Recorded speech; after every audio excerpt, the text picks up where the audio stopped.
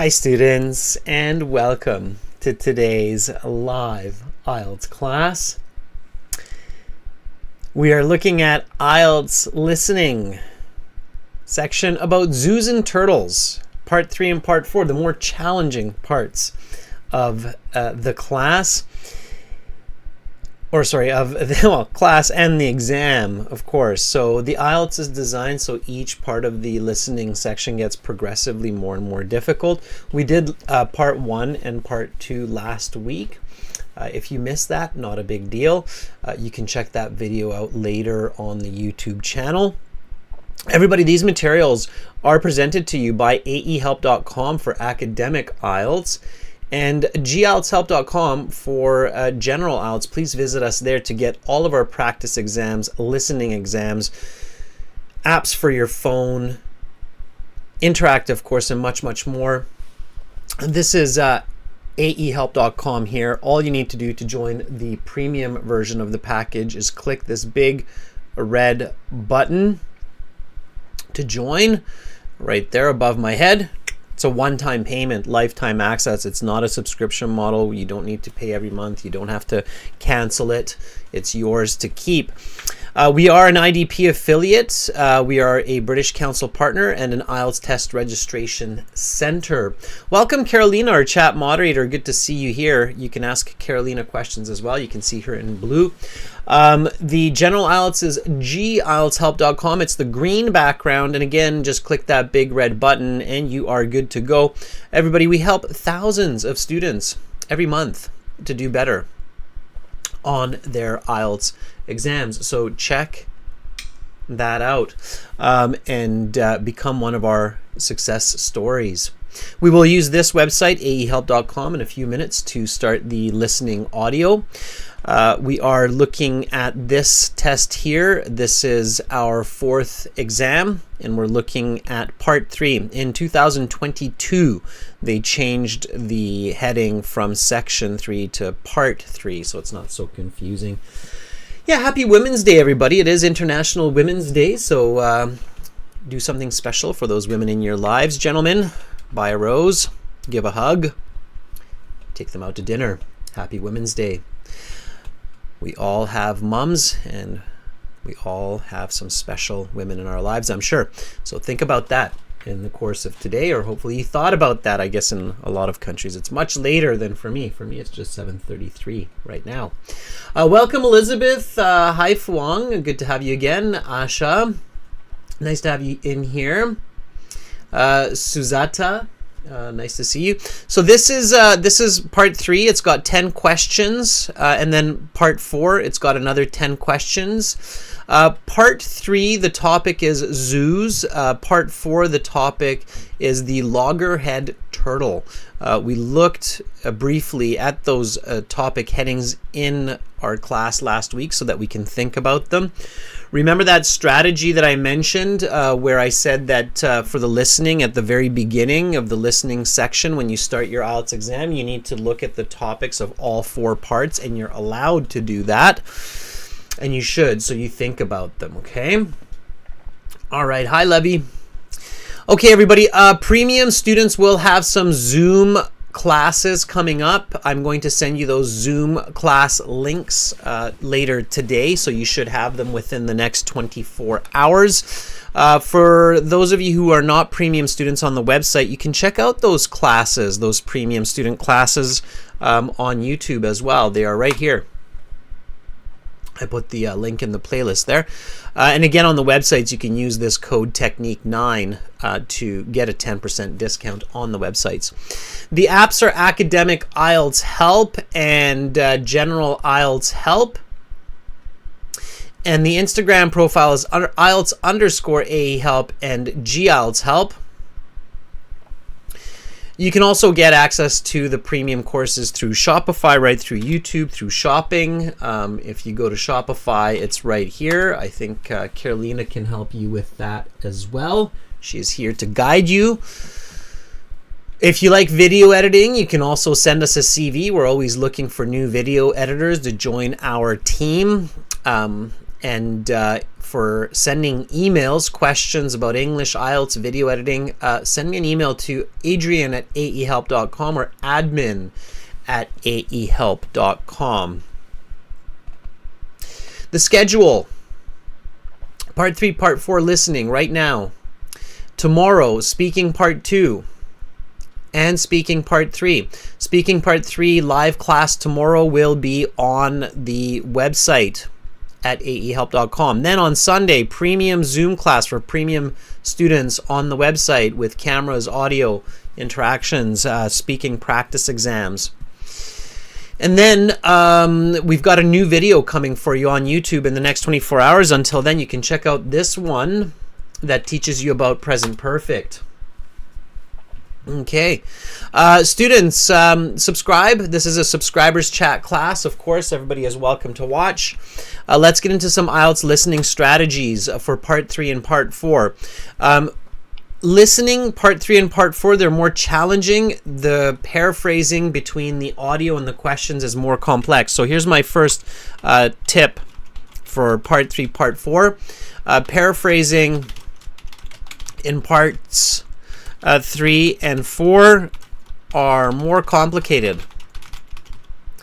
They combine synonyms with descriptions, expressions, and idioms or grammar to make it more challenging. Okay, so you have to pay attention to more complicated paraphrasing. Also, another tip is you have to be patient. Okay, sometimes the answers take a little while. You have to listen, and then you interpret. Okay. Let's do this, everybody. So let's listen, let's answer the questions, do the practice exam, and then we'll go through the questions and I will teach you more strategies and more tips as we go along. I'll show you how this complicated paraphrasing works as well. Okay, so if you have headsets, now is a good time to put on those headsets. We'll again be doing this listening here, starting with Part 3. And for the audio, we use our website, again, aehelp.com. You can join the premium version with this red button. We jump into our My Student account. Now, students, don't put your answers into the chat. Please do that later. For now, just put it separately so you don't confuse your classmates, especially with wrong answers, okay? So just in the chat, you can ask questions or pay attention, of course, to the audio. But we'll go through the answers together after. So we've got all of our audio CDs here in the Courseware. There are lots of audio CDs. This is test 4, section 3. Let me just turn up the volume here on that a little bit. There we go. And then let's do this. Let's jump in. Now turn to section 3. Take some time to look at questions 21 to 26.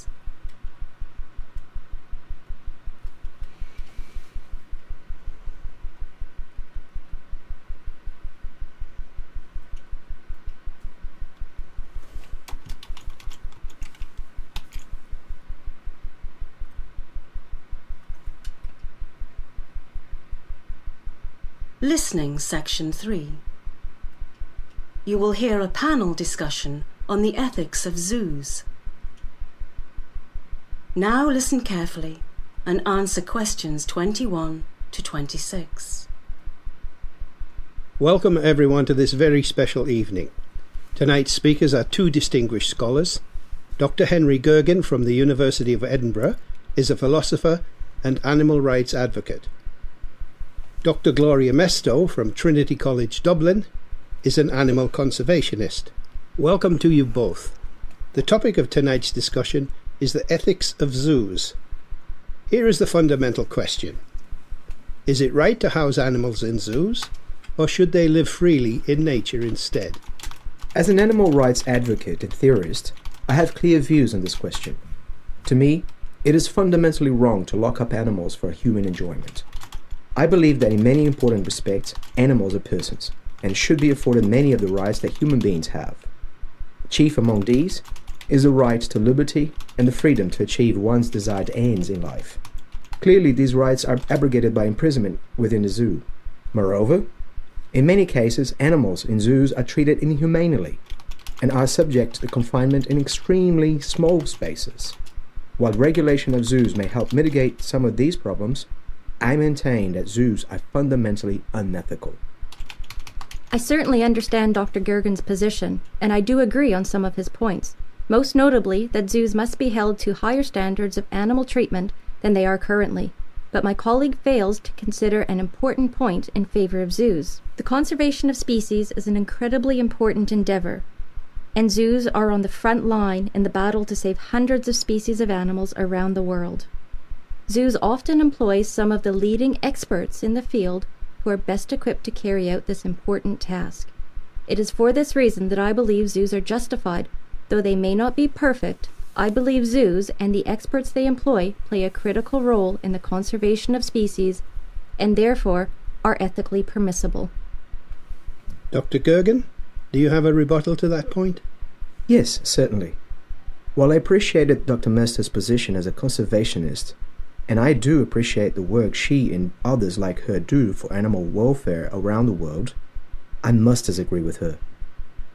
While zoos certainly do play a role in animal conservation, it is not because they are zoos that they play this role. Dr. Gergen, can you clarify that point for the audience? Of course. What I mean is this. It is not inherent in the idea of a zoo that they conserve animals. The notions are separable. You can have an animal conservation effort that is not a zoo, just as you can have a zoo that has nothing to do with conservation. So while it is true that some zoos act as animal preserves, this does not justify the existence of zoos, since we could easily separate out these animal preserves from zoos themselves. Fair point, but such animal preserves would still have the associated problems of poor treatment and unsuitable living conditions. Yes, but at least it would be in an effort towards a positive end. The animals would not be captive forever, and they would not be captive merely for a human audience. You now have some time to look at questions 27 to 30.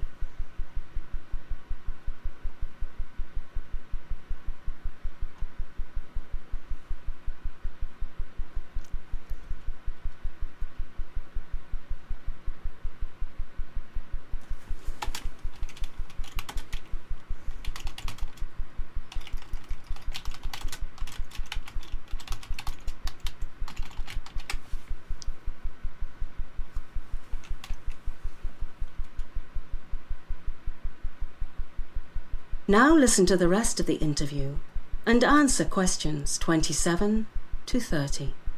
What about the enjoyment and education that zoos provide, especially to young people? Perhaps individuals like yourselves were inspired to become animal advocates by attending a zoo when you were a child. That is a really interesting point. I was indeed inspired by going to a zoo when I was a child. What do you think, Dr. Gergen? It is an interesting thought. What if the positive outcomes caused by inspiring people like us to do good in the future outweigh the harms done to zoo animals? I'm not sure. I would have to think about it more, but it's certainly an interesting question. Well, thank you. I'll take that as a compliment. In closing, I'm not sure how much progress we've made, but is it safe to say that we can all agree that zoos, at the very least, must do their best to improve the treatment of animals and the conditions in which the animals live? I would certainly agree with that, as I'm sure my friends would also agree. That is the end of section 3. You will now have half a minute to check your answers.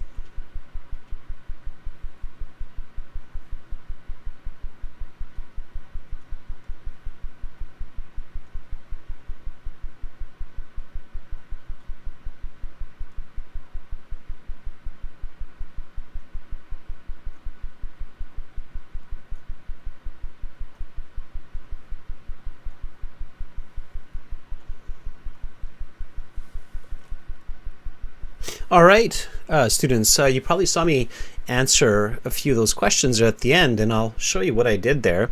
That was a little bit of a strategy to get those answers correct. So just like that, we answer the questions in part 3. Let's go through the answers, and I will show you exactly what happened and how I paid attention and what I did and what kind of strategy I used for each. Some of you were probably thinking, what is he doing? So I will show you what I was doing and how I was doing it. And we'll go through the questions one by one, and then I will show you this. So again, this was section 3. It's 2 professors talking with a host about zoos. Very typical for part 3 to be a discussion between 2 or even 3 people. Okay, so part 3, keep this in mind, everybody. Part 3 is often discussion between 2 or more people. Okay, so you have to really pay attention, and sometimes they have different accents there.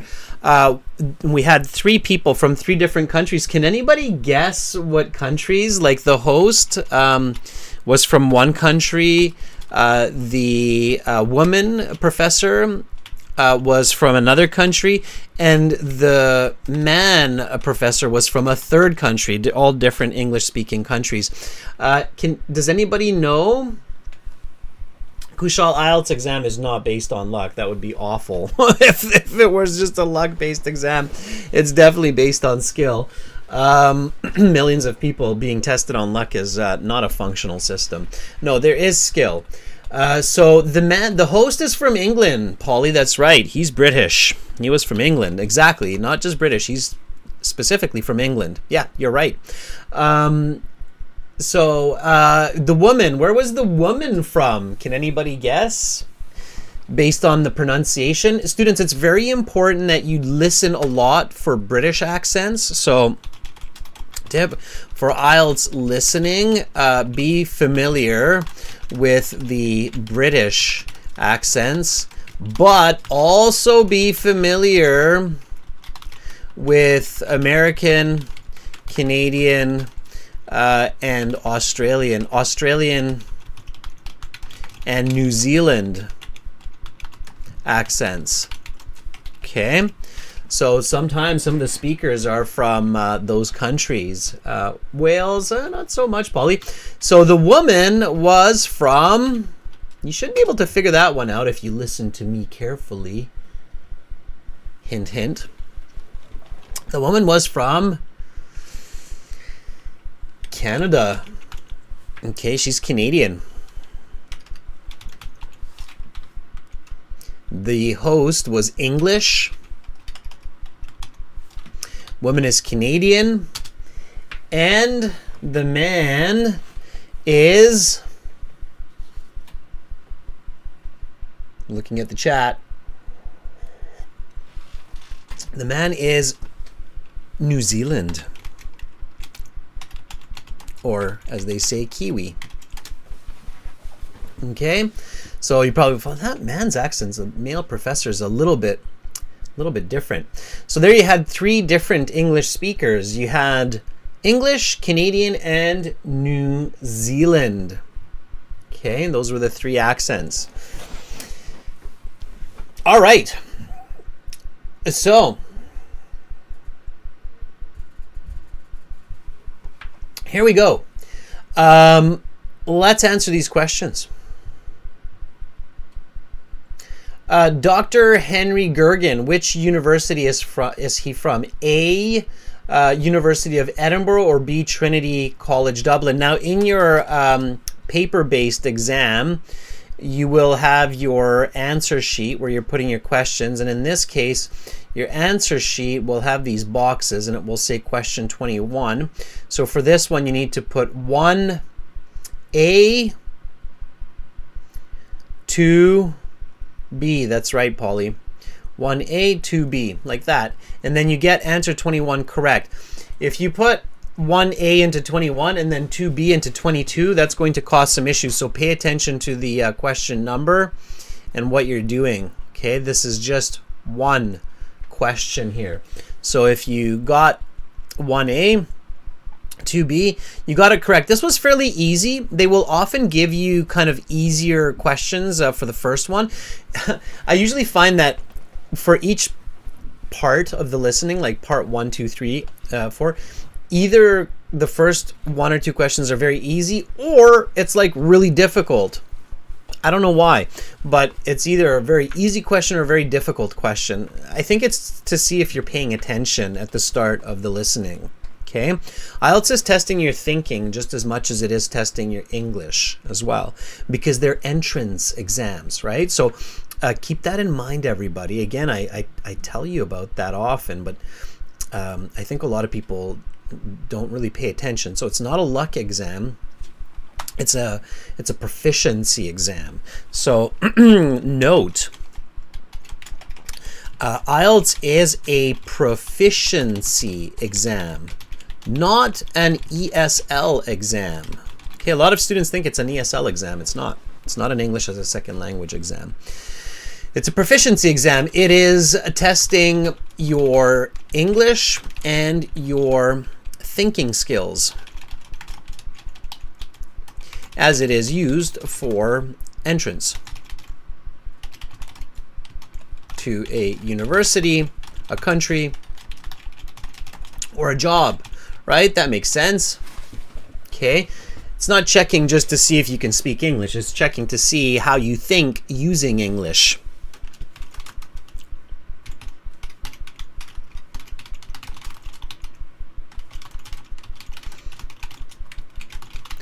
Okay, keep that in mind. Okay. Yeah, Polly, you have 10 minutes at the end to transfer your answers to the answer sheet. So you have the note, the booklet for the questions and the answers, and then you have 10 minutes at the end to transfer your answers.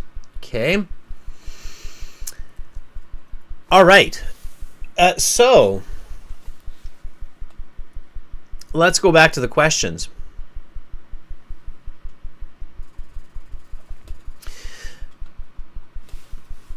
Question 22 and 23 and 24.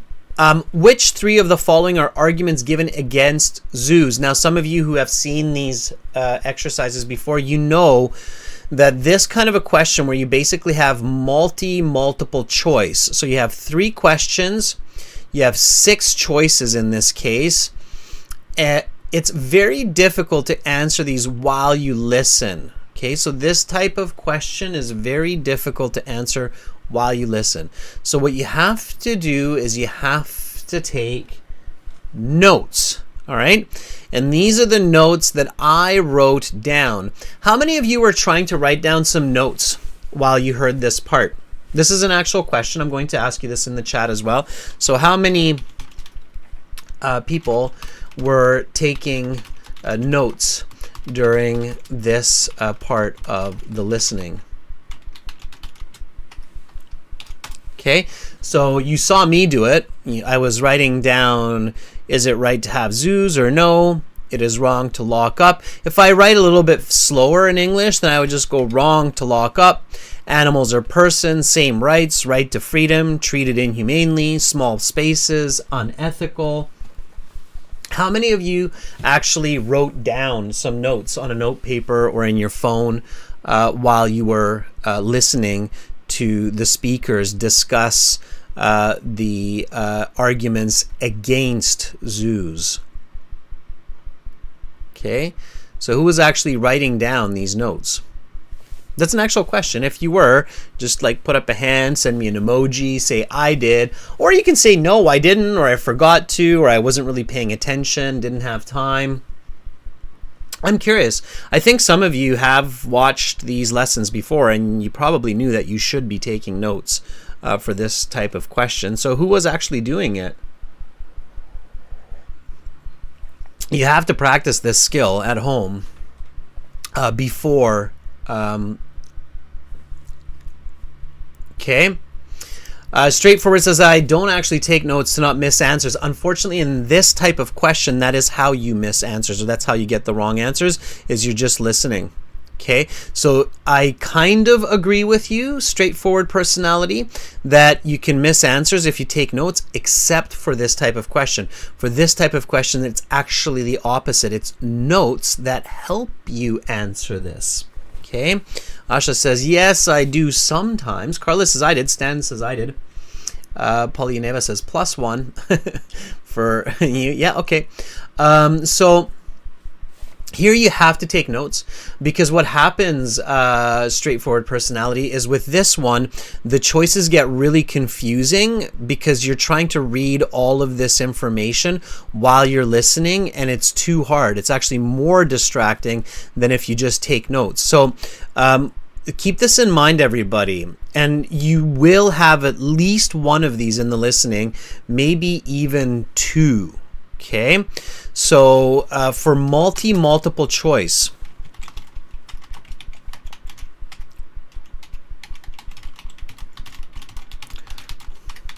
where you have twice as many choices, like 6 or more, with half or more wrong, you need to take notes instead of reading and hoping to identify the right answers.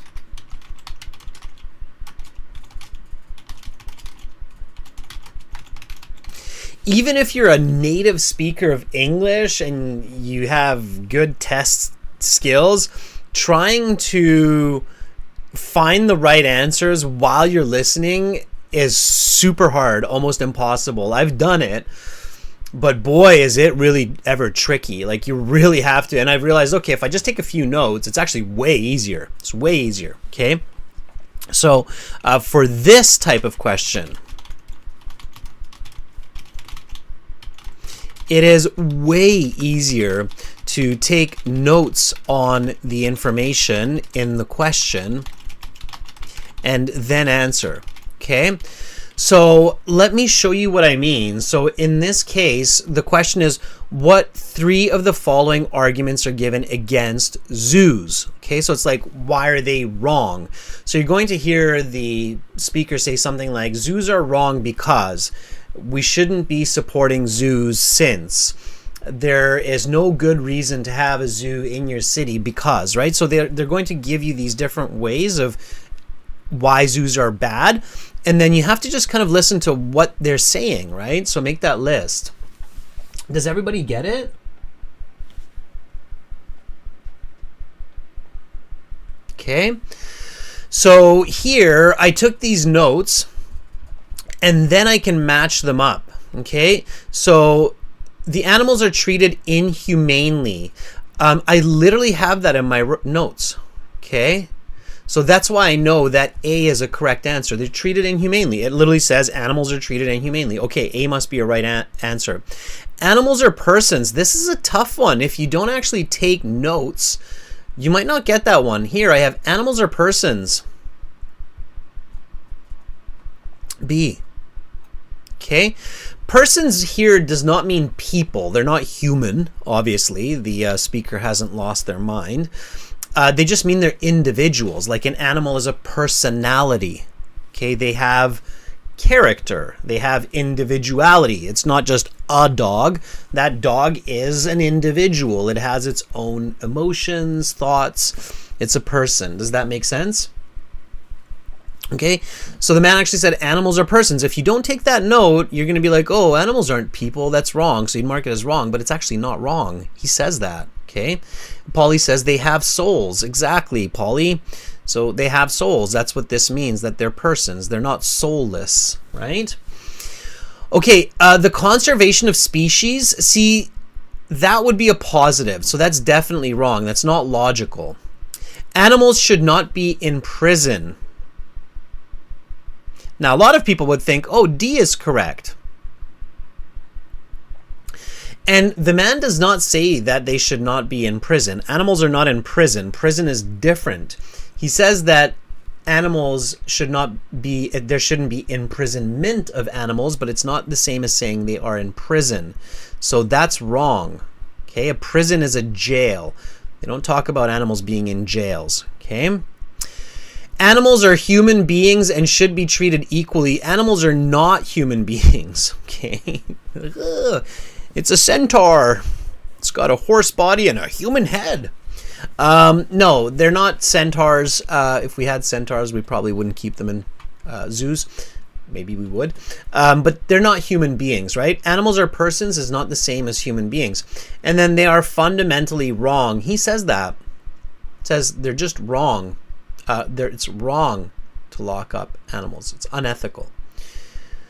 So it's mostly with notes and with logic that these answers are solved quickly and effectively. Waiting for the answers to kind of pop out or to find them while you're listening is a much more difficult strategy.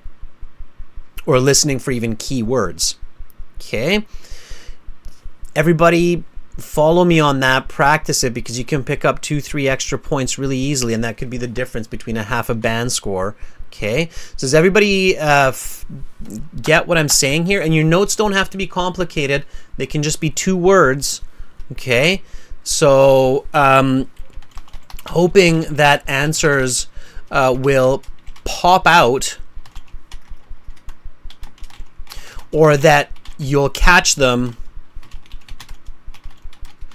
as you listen is much more difficult than taking a few simple notes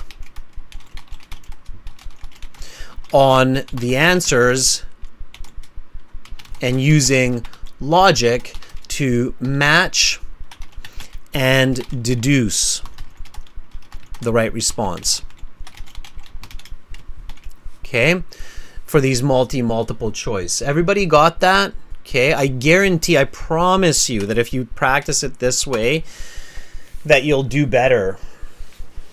Okay, way more effective. Students, in your academic IELTS courseware at aehelp.com, so on the website, and again, you can join the premium version by clicking that big red button there. When you get into your My Student account, and then you click on the full online course, you look at the listening section lessons, and I believe it's going to be in listening part B. You have a lot of goodies here talking about the accent. So there's a lot of different listening exercises for listening to the British accent. Okay, I'm pretty sure we've got months of the year. Yep. January, February. Okay, so you've got a lot of listening on the accents there. And then you also have May, what I'm looking for here June, is July. It might be an A. Let me just quickly check. Yeah, it makes sense. So you have the listening section questions. Okay, and it basically shows you the different types of questions that you have, the multiple choice, form or note completion, and then the course will teach you these kinds of strategies that I'm showing you for this multiple choice, that's for this first one here, and also for the multiple choice, on how to solve these effectively. Okay, so go through the course, learn the right strategies, everybody. Okay, all right, let's look at question 25. Okay. Worker at 1, 2, 3. Speaking style. I mean, it's fairly important, especially the British accents are really important to be familiar with. But definitely I would pay attention to the American Canadian. It's the second most used in the listening section, and then the Australian. The Australian is used quite a bit also, so the Australian also. Okay. A New Zealand accent, a little bit less common. Irish, I've heard it, a little bit less common. Okay, but still, it's good to be familiar, right? Okay, so write no more than 2 words and or a number. In order to improve the conditions of zoo animals, zoos must be held to. Now here, listening for keywords, fortunately works. They actually say this, must be held to. And then here they say a collocation. When it says no more than 2 words, often it's a collocation that's used in English. Anybody catch that collocation? That was the correct answer here for 25. So in order to improve the conditions for zoo animals, zoos must be held to, and you're also listening to this one. They said animal treatment. Okay. Emre, very good. Emre says the answer is higher standards, plural. Very good, Emre. You pick up a point there. Higher standards of animal treatment. So that was the collocation that was used there. Very nice. Okay.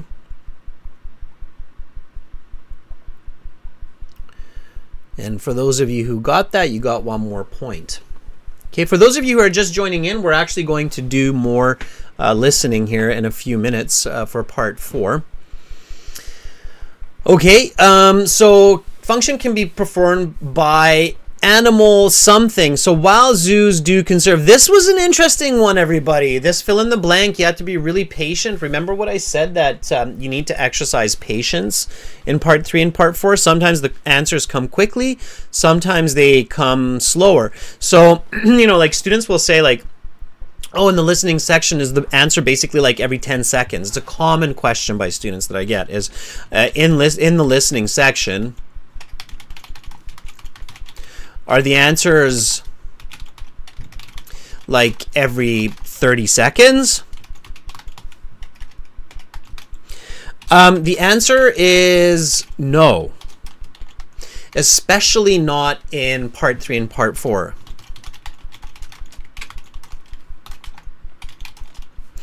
In part 1 and 2, they're a little bit more evenly spaced, but even there, it's not always. Part 3 and part 4, not.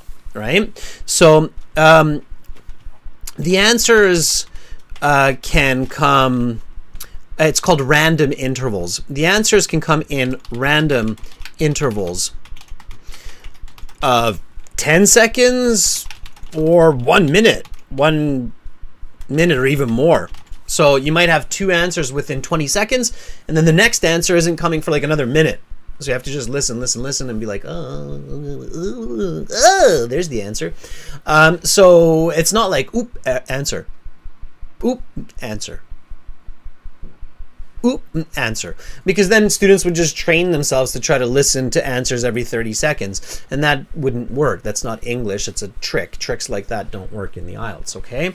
So it's not like you've got this even spacing. I often get that question, like, do the answers come every 30 seconds? No. Okay, definitely not. Especially not. For those of you who have taken IELTS, you know this, or do some practice exams, you're like, oh yeah, sometimes there's like 2 answers, like bang, bang, answer, answer. And then the next one is like, oh, there's the answer, right? So you have to be patient. Okay, that was the situation here with question 26. So with question 26, you really had to be patient, right? You have to read the sentence. While zoos do conserve animal life, Dr. Gergen argues that this function could also be performed by animal something. Now, again, IELTS is not an evil cabal. They're not like, here comes the trick. We're gonna trick you real good with this one. So that's not, that's not IELTS. That's not what the people are doing making the test. They're just making sure that you actually are listening for the English and the answer, right? So they try to help you with some kind of subtle ways. In this case, they repeat the answer like 4 times. Let's take a look. So you had to wait about a minute, and then Straightforward Personality says, yeah, the answer was preserves. Okay, and they repeat that so many times. They don't tell you. So at this point, the speaker doesn't say this function could also be performed by animal preserves. That would be way too easy, right? Then you just listen for the same sentence. You don't really need to know the English, right? So here in exam materials, you always have the transcripts at the end of the book, okay? And you have it in this case as well. So here's the test for transcripts. These are literally what you are listening to, the script. So we go to section 3 here, and you should check. You should be like, okay, where did that answer come from, right? So here, the speaker basically says, okay, yes, certainly. So just read with me, everybody. Read the transcripts that have the answer. So Henry Gergen says, yes, certainly. While I appreciate Dr. Mesto's position as a conservationist, I do appreciate the work she and others like her do for animal welfare around the world. I must disagree with her. While zoos certainly do play a role in animal conservation, it is not because they are zoos that they play this role. So already here, I can see that the speaker is introducing the concept that this is not necessarily the function of the zoo itself. And then Henry Gergen keeps going, says, what I mean is, it is not inherent in the idea of a zoo that they conserve animals. The notions are separable. You can have an animal conservation effort that is not a zoo, just as you can have a zoo that has nothing to do with conservation. So while it is true that some zoos act as animal preserves, this does not justify the existence of zoos, since we could easily separate out these animal preserves from the zoos themselves. And then the other professor says, fair point, but such animal preserves would still have the associated problems of poor treatment. Okay, so again, like I say, they repeat the answer. Animal preserves, animal preserves. If you hear that repetition, even if you didn't catch the answer, you should start thinking, okay, write it down in the notes, because that's probably the answer if I didn't get it. What is that? Preserve, preserves, right? Everybody got that? So did everybody kind of pick up on what I was saying there? Okay. All right, so Asha says, yeah, okay, got it. You killed that one. You killed it. You killed that answer. Yeah. So animal preserves is the right answer there, okay? If you got preserves, you got a point. If you did not put the S, you got it wrong, okay? Plurals matter. Welcome, Juan. Better late than never. It's great. Polly says, got it. Little silver heart. All right. Now this one came quickly. Here you had to wait like a minute for this answer, and then the next one was like, as soon as the break finished, I was like, bam, there's your next answer. Enjoyment and something.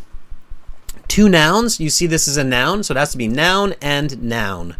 Enjoyment and what?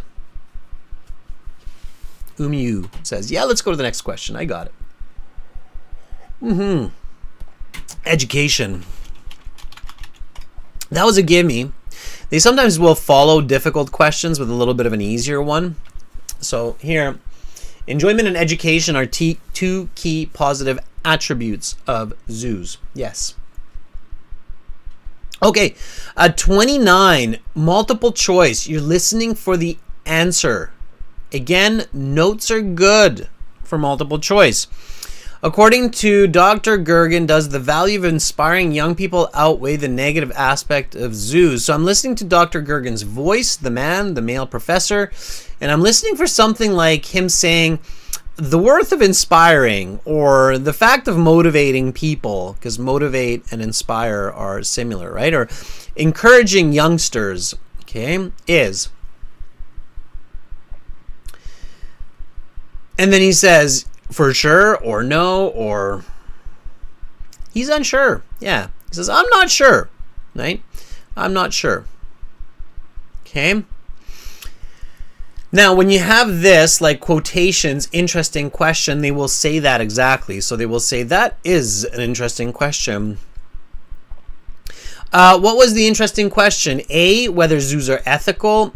B, whether the inspiration value of zoos outweighs their negative aspects. Or C, whether enjoyment and inspiration negate the importance of zoos. A, B, or C for 29. Cigaretta. Nice, Stan. Well done. The correct answer is B. By the way, make sure you put B, and here make sure you put C and not actually write the answer. Okay, that would be wrong. Okay. What do the guests agree on? So they agree on a fact here at the end. And again, it's paraphrasing. Okay. The host says something interesting. I even wrote it up there. He uses an expression. Remember I said expressive paraphrasing? Does anybody remember the expression he uses? I remember it. Does anybody else remember it? It kind of means like agree on. He actually does help you a little bit. He says agree. He doesn't say agree on. He says agree. But he uses an expression to emphasize this. Anybody know what that is? Yeah, Augustine, you're right. Negate means to stop from happening. Gate, negate. Close the gate. Stop from happening. Negate. No open gate. Stop from happening. Okay. Anahita says, hold the same view. Not really. Anybody remember what the speaker says?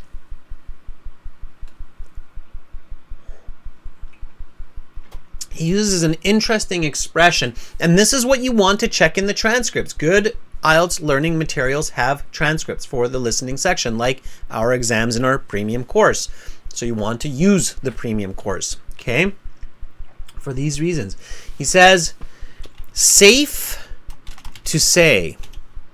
Safe to say is an expression that means it is agreeable.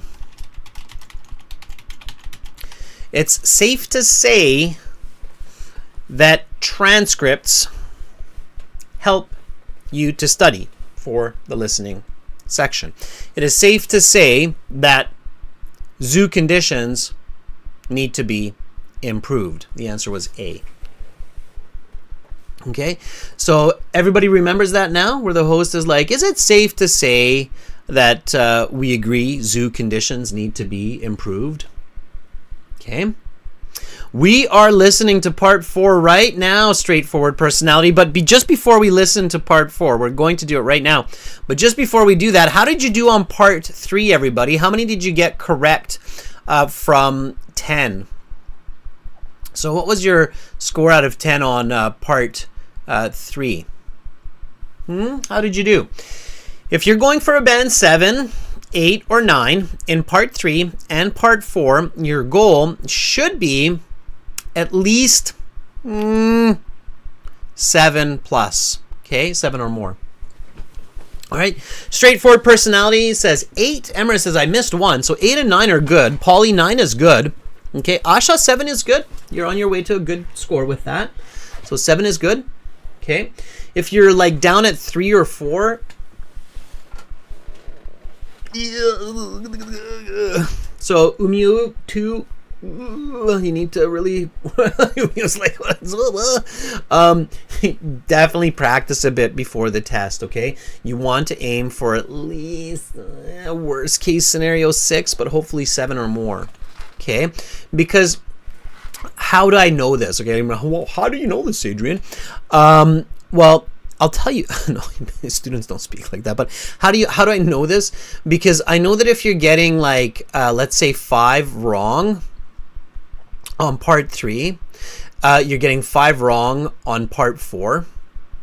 You're getting, let's say, 3 wrong on part 2, and you're, let's say, getting 1 wrong on part 1, then you've got 14 wrong answers. So you're getting 26 out of 40. And if you go to the websites and you'll find the score calculator on the websites, right?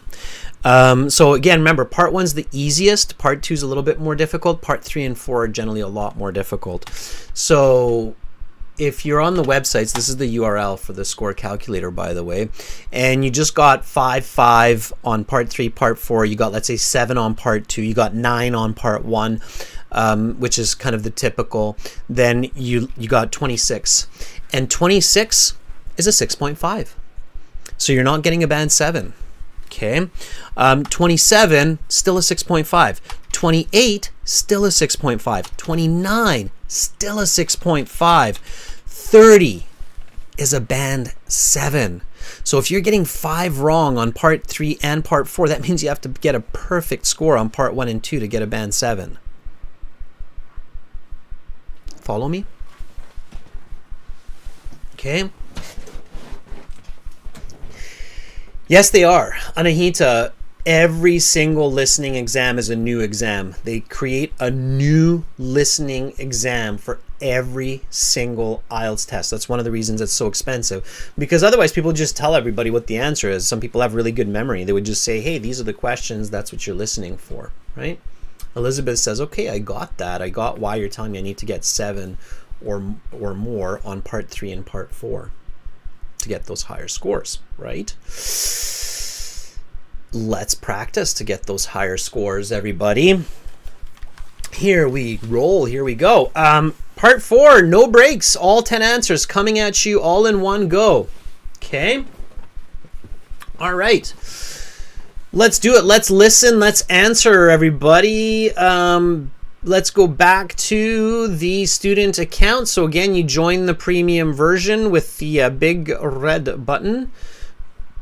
Okay, and let's go to our My Student account, and then Student Partner Speaking. No, we're not doing that yet. We're doing that tomorrow. We're going to the audio CDs. And then in the audio CDs, we jump into listening section 4. Now turn to section 4. Take some time to look at questions 31 to 40.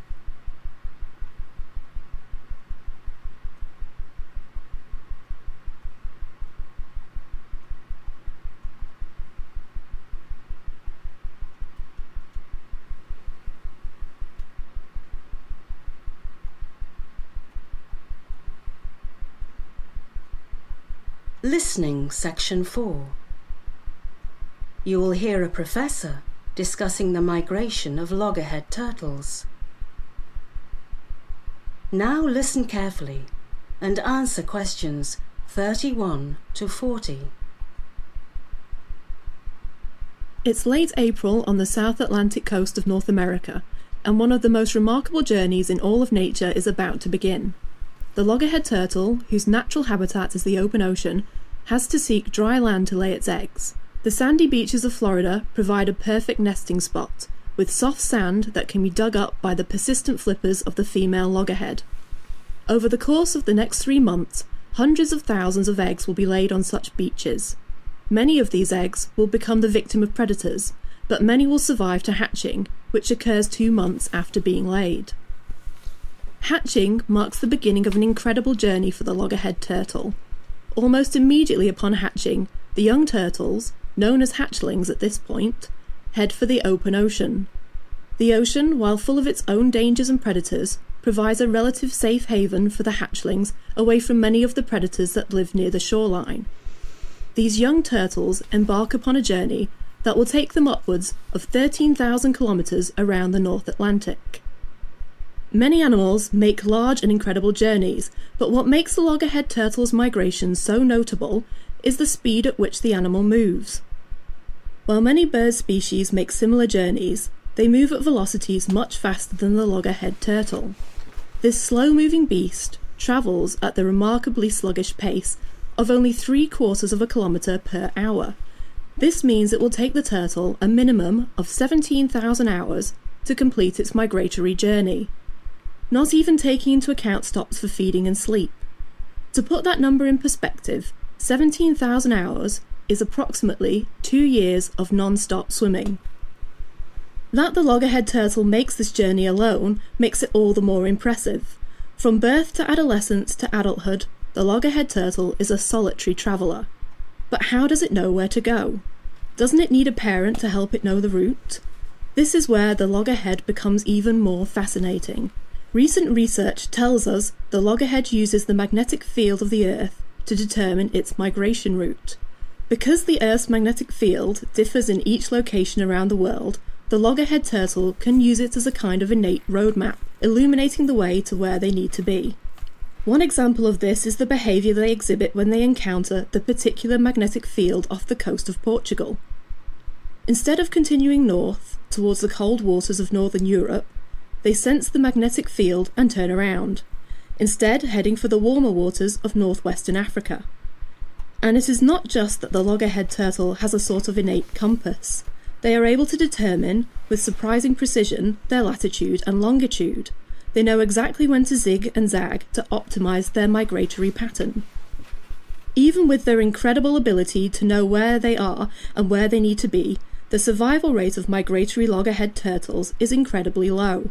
In fact, only about 1 in 4,000 hatchlings makes it back to the beach in eastern Florida to mate and lay its eggs. However, that any make it at all is an incredible achievement and one of the great natural wonders of navigation. That is the end of section 4. You will now have half a minute to check your answers.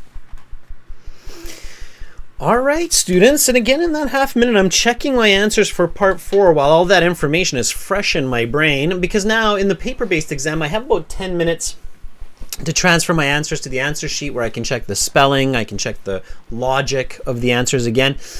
And in the computer-based, you've got about 4 or 5 minutes to check over your answers. They give you a little bit of time at the end of the computer-based. You don't have to rewrite your answers necessarily, so you can check them, and it works out to be about the same as the paper-based exam. The London Underground.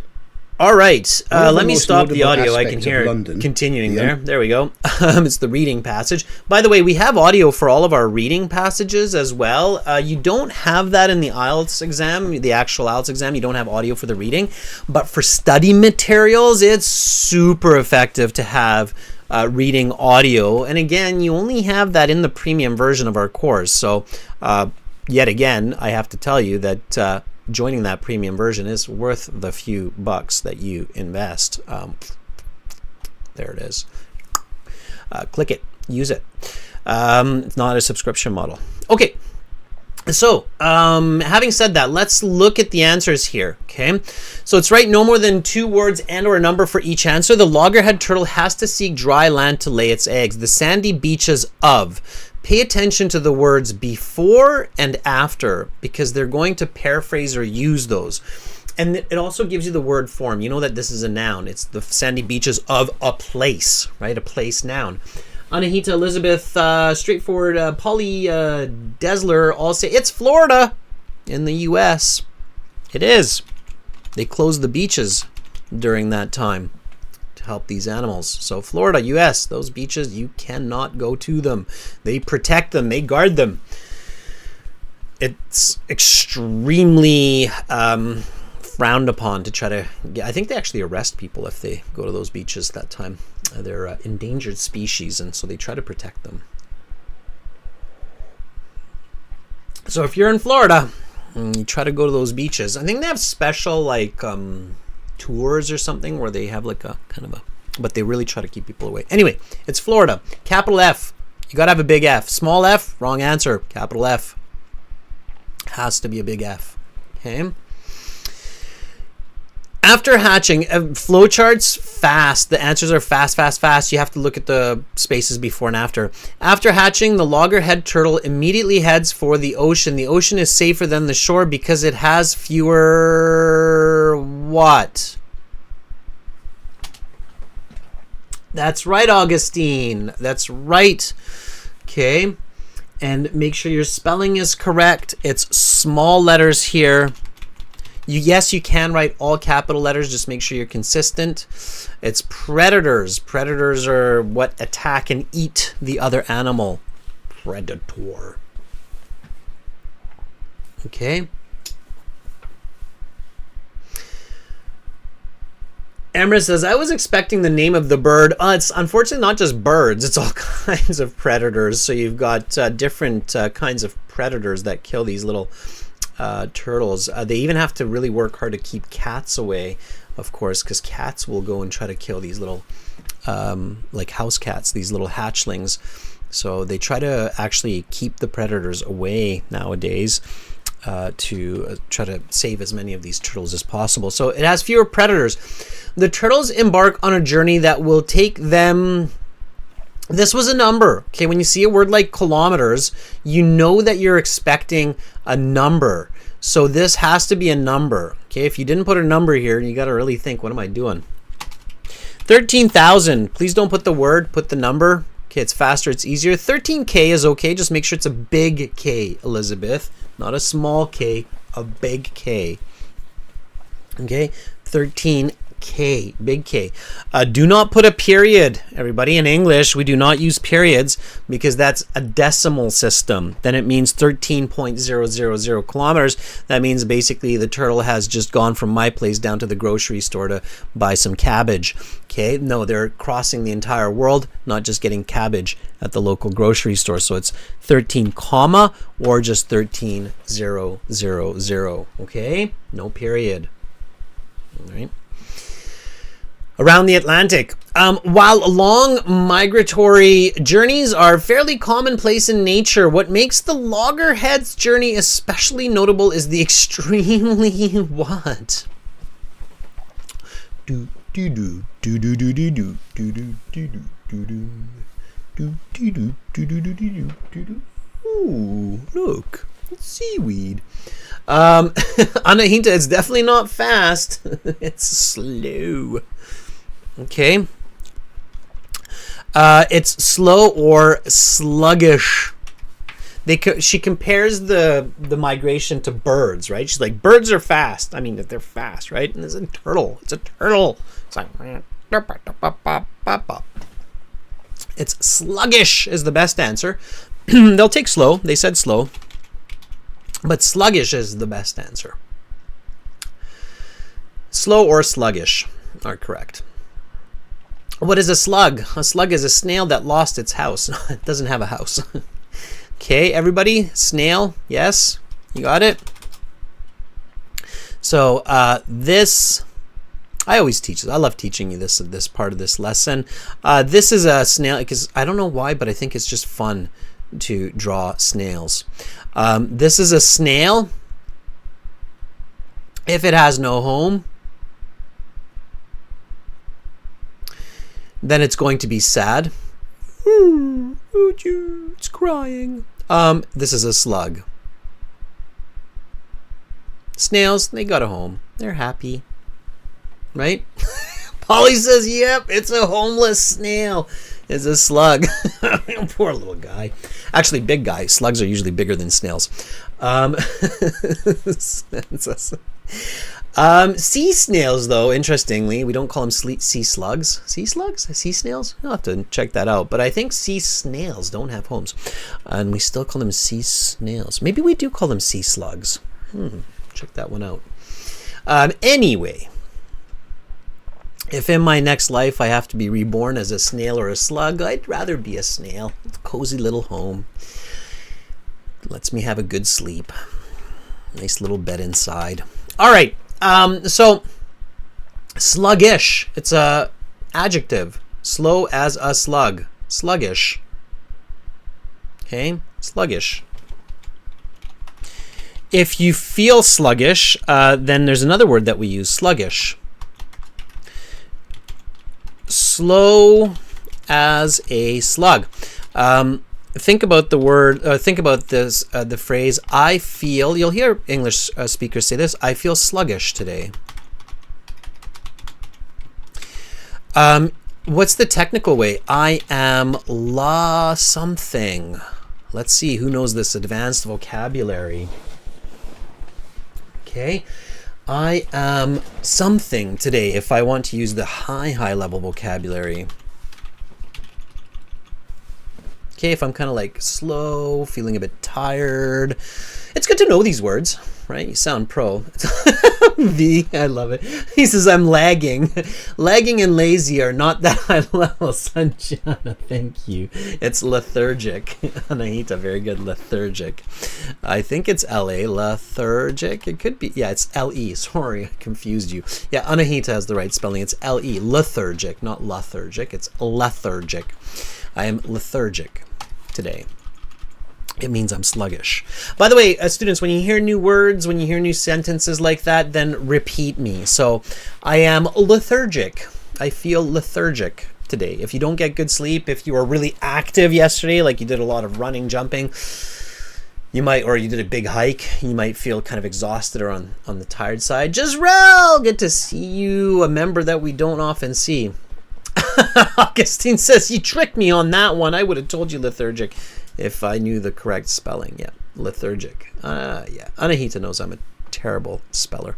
Okay, so students, last few questions. The entire journey is equal to approximately something of continuous swimming with no breaks. Here you have to be patient.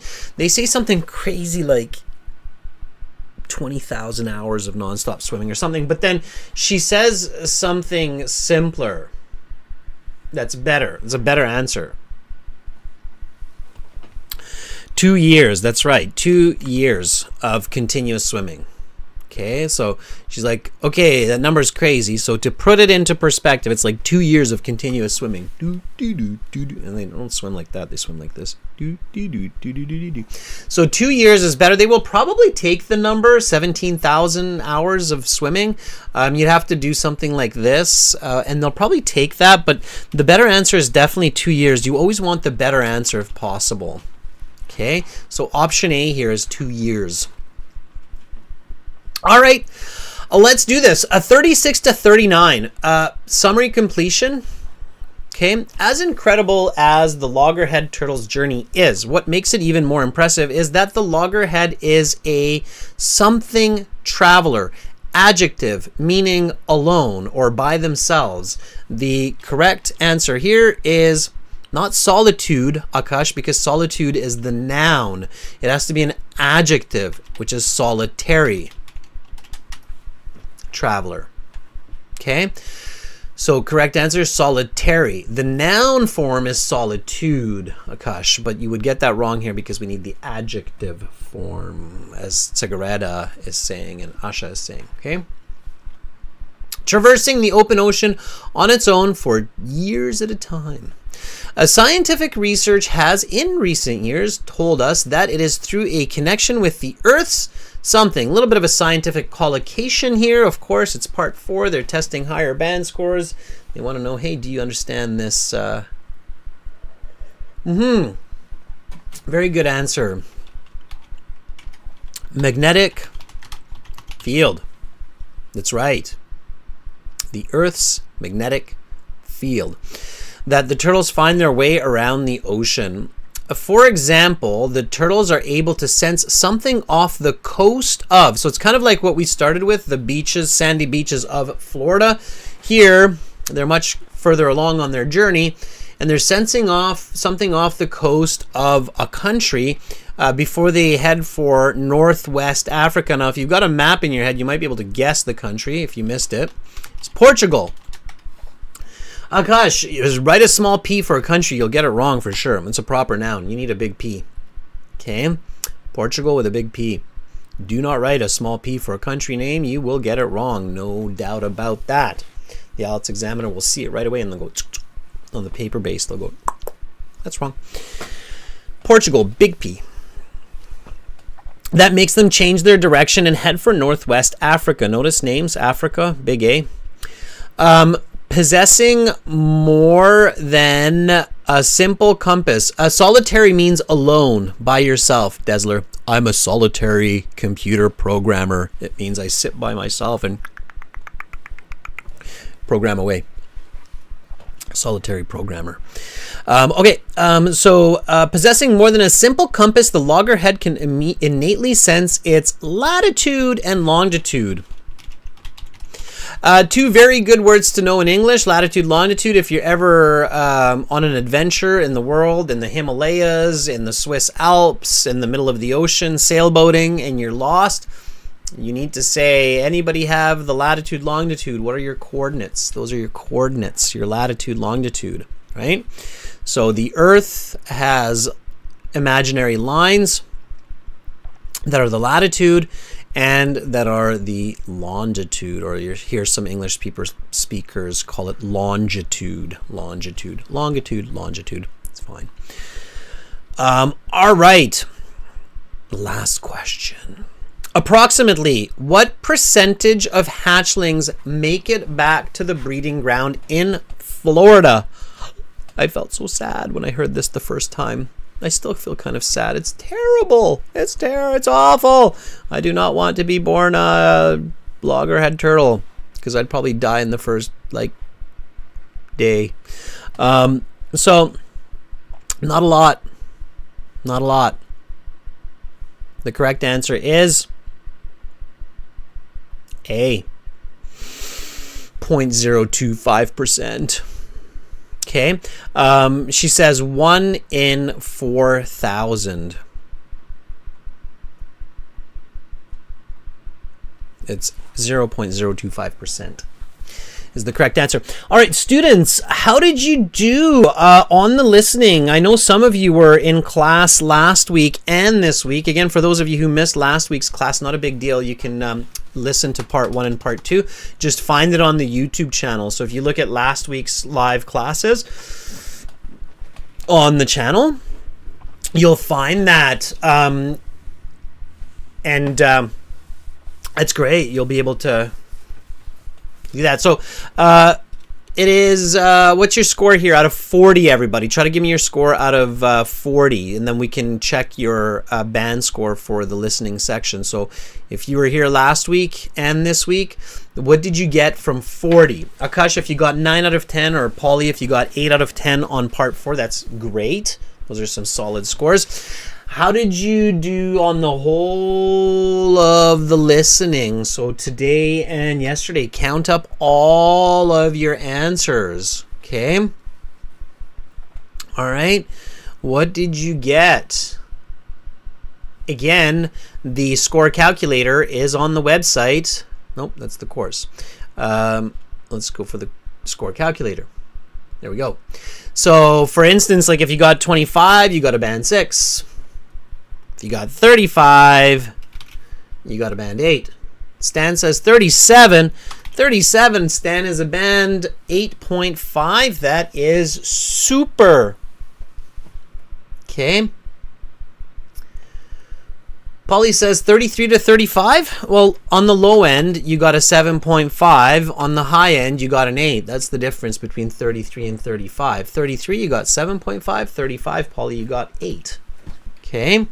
Straightforward. 35 is an 8.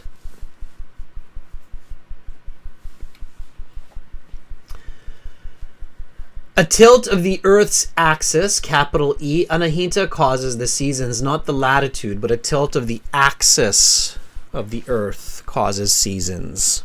Okay? All right, of course, academic reading, you can check your scores there as well. If you get 12, you get a band 4. KL says, I got 38. That's going to be an 8.5. Okay, students, once again, in your premium course here at aehelp.com, you've got a load of materials to help you ace that upcoming IELTS exam. All you do is click the button above my head. General IELTS, same idea. Listening section is, by the way, the same for general and academic. So gieltshelp.com. Students, you've been awesome. Thank you for hanging out with me, doing this listening exercise, and good luck for those of you who have upcoming IELTS exams. Tomorrow, I will host a Speaking Part 2 Q Card and Speaking Part 3 class. The Part 2 Q Card class will be right here on YouTube for subscribers. My apologies for the time confusion with this class. That was a little bit off today. Part 3 will be speaking for everybody on the websites. Okay, aehelp.com for academic IELTS, gieltshelp.com for general IELTS. Those are the websites that power these live classes. They power your high marks for your upcoming test. Carolina, thank you so much for moderating. Carolina says check out Shopify here on YouTube, Technique 9. Okay. And I hope to see you all tomorrow. There's a new video coming to YouTube from us in the next 24 hours as well. So subscribe so you get notifications. Check that out. Stan, you're very welcome.